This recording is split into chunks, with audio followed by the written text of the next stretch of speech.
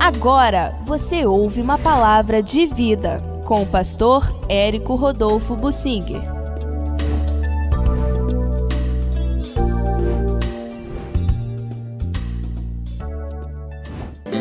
A palavra que eu quero trazer é uma reflexão sobre a culpa do Judas. Afinal de contas, ele foi um boneco usado ou ele conscientemente teve culpa naquela situação? Qual é a culpa de Satanás naquela situação? E qual é a culpa de Pedro, logo a seguir, quando também negou a Jesus 3 vezes? Qual é a culpa de cada um? Nós estamos vivendo uma época em que muitas igrejas têm uma teologia que não é bíblica. Eles botam a culpa de tudo sobre Satanás para fazer um mistério sobre o que acontece na vida das pessoas e induzir as pessoas a dependerem da igreja, não de Deus, mas da igreja, para poderem fazer campanha e deixar dinheiro ali. Eles estão pregando que tudo de ruim é Satanás e que só vai conseguir libertação se for para aquela igreja fizer campanha e deixar dinheiro lá. Isso é o mais comum que existe por aí e é totalmente errado. Satanás tem costas largas e estão botando a culpa nele daquilo que ele não tem.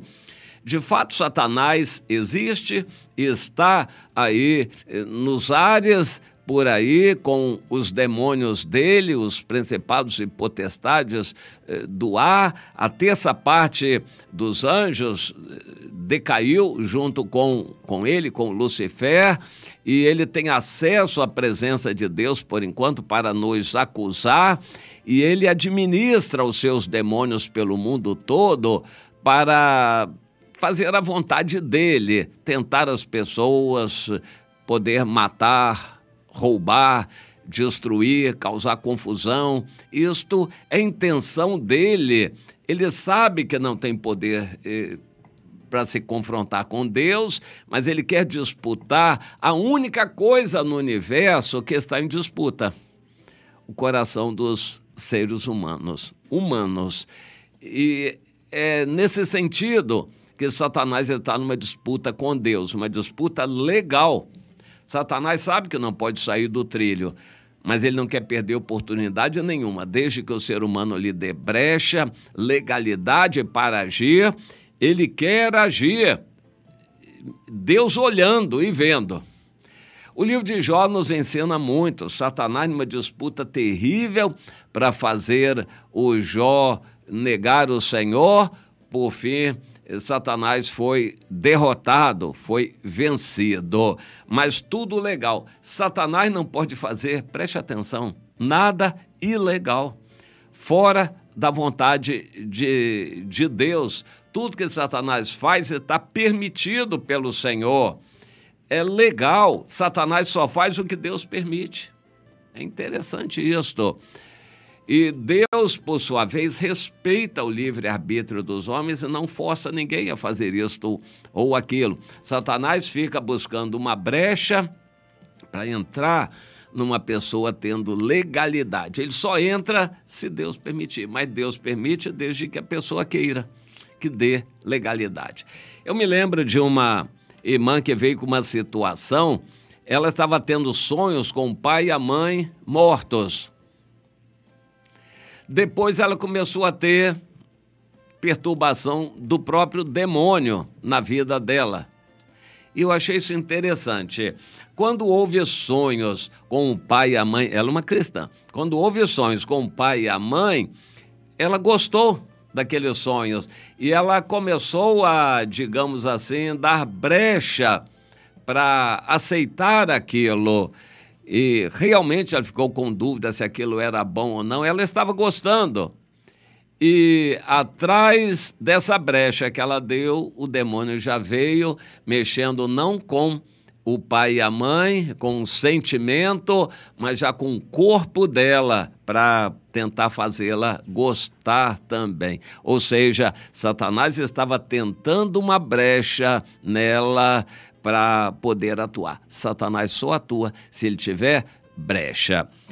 Há um versículo que eu queria ler com vocês, João 13, 27. Jesus estava na última Páscoa, considerada também a primeira ceia do Senhor. Jesus instituiu a ceia do Senhor, deu o exemplo e partiu o pão e deu aos discípulos, dizendo que aquele pão simbolizava o corpo dele partido por cada um de nós, e distribuiu o cálice para que todos bebessem dele, simbolizando o sangue dele que seria derramado. E Satanás estava ali à volta, e o Judas participou da ceia. Jesus deu a ceia para o Judas também.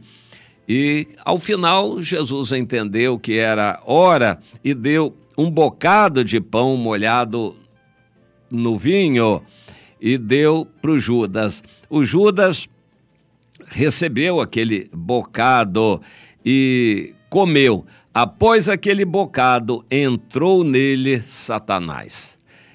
Então, Jesus disse: o que você pretende fazer, faça-o depressa. Os outros não entenderam nada daquilo. O que você pretende fazer? O Judas já era mal intencionado. Há várias passagens da Bíblia que mostram que ele já era ladrão, que ele era mal intencionado desde o início. Mas era ele, Judas, não era Satanás nele.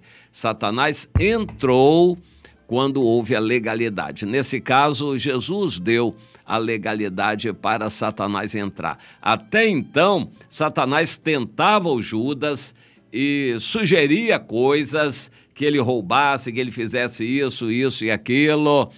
Satanás estava sempre rodeando a todos, inclusive Jesus. Mas ele não tinha legalidade de atacar o Judas, porque o Judas estava com Jesus. Mas naquela hora Jesus deu legalidade a Satanás de entrar no Judas, e ele entrou. Aí o Judas se precipitou a fazer o que ele já queria mesmo, ganhar dinheiro, e Satanás derrubar Jesus. E aparentemente conseguiu num primeiro estágio. Depois, na cruz, Satanás se desesperou, viu a bobagem que ele tinha feito e quis, por todos os modos, desafiar Jesus a descer da cruz, porque se Jesus descesse da cruz, não cumpriria a missão que ele tinha. Satanás não percebeu isso logo e só na última hora, e usou todo mundo que ele podia. As pessoas que passavam, os soldados, os sacerdotes, todos ficaram desafiando Jesus a usar do poder sobrenatural de Deus para descer da cruz. Mas Jesus sabia que precisava ser fiel até a morte de cruz, e ele precisava, como ovelha muda, dar o último suspiro para morrer no nosso lugar. E Satanás, então, em pânico, teve que ver aquilo acontecer e foi perturbar o Judas para que ele se matasse. O Judas, tocado de remorso, não se perdoou e ele acabou se matando. Mas a culpa do Judas foi de quê? De não querer o Senhor, de ser mentiroso, enganador. Na eternidade ele vai para o inferno ser culpado disto. Mas e Satanás? Qual é a culpa dele? Satanás está aí para fazer o que ele sempre fez, e no caso de Judas também ele fez o que pôde fazer. É preciso a gente entender, Satanás e os demônios dele estão à nossa volta. 1 de Pedro 5:8, sempre à nossa volta, buscando alguém a quem possa tragar.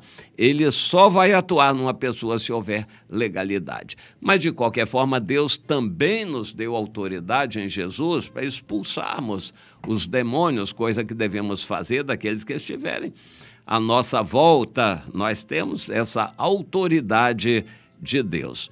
E eu quero falar sobre a culpa do Pedro.